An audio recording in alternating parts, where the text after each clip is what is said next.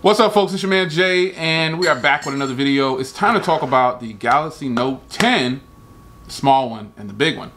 So there is somewhat of a confirmation that August 10th will be the day that Samsung releases or at least brings to light the new versions of the Galaxy Note. Now, I remember back in the day, I talked about wanting a smaller Galaxy Note. Well, Samsung somewhat made this happen.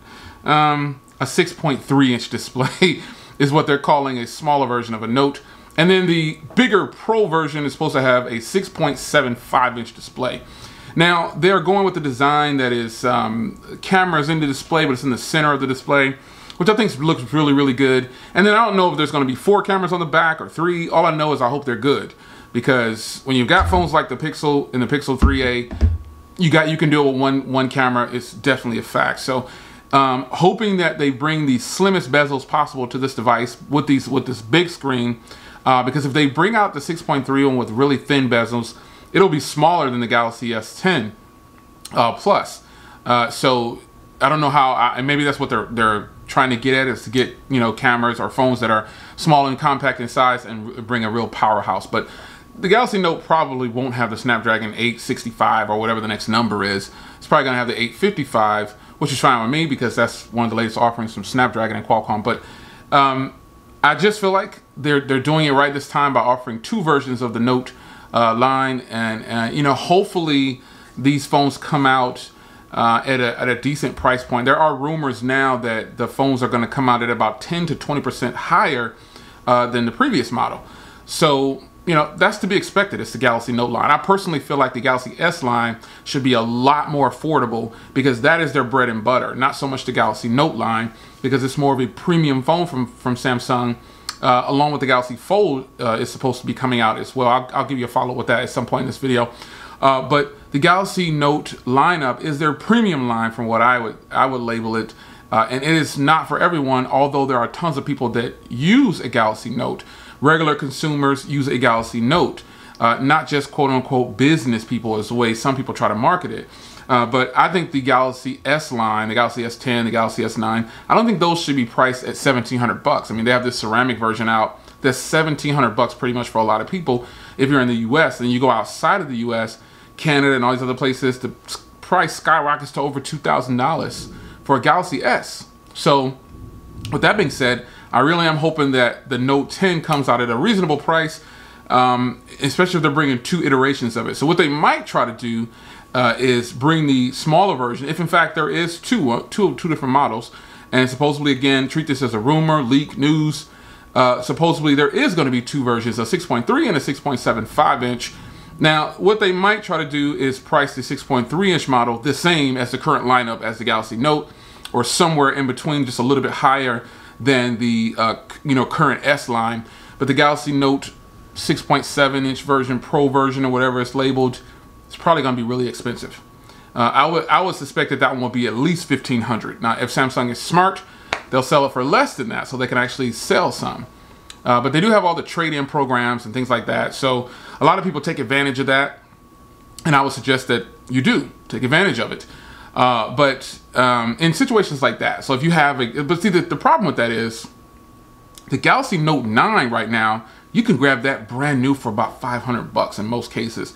I mean, that is a fantastic, that's if you're not buying it directly from Samsung. You definitely can venture out to Amazon, eBay, and all these different places, and they are legitimate. They're truly selling this device for such a low cost. It's beating it. It's actually a smarter purchase if you want like a fully packed phone with all these features that some you might not use. The Galaxy Note 9 is definitely the way to go. It's just an affordable beast of a flagship phone with packing so much power, so many features, great cameras, great screen, and then you have the S Pen. So that is actually, to me, probably a smarter purchase than a Galaxy S10. But I still would grab a Galaxy S10 over a Note 9 at this point, because I've already had the Note 9. But I wonder how much they're going to sell this phone for. Leave a comment down below if you feel like you can probably figure out, or if you know some information, if you have some links or some sources that I probably haven't seen yet. I've got a lot of sources, and if you have some new information, this is the video that I want you to post the links to. and some solid information, not something that's just coming from The Verge or some other website. Something that's solid, that you know is actually going to be legit. Now, right now, like I said, if I didn't say it already, the actual date is supposed to be August 10th of 2019. So we're in what, June? We're in June, so we don't have very far to go.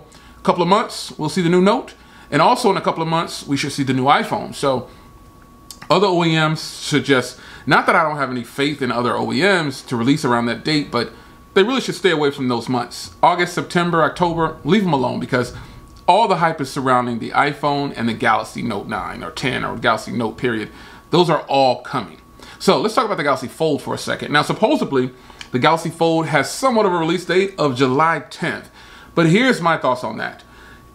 $2,000 for this phone is a serious stretch.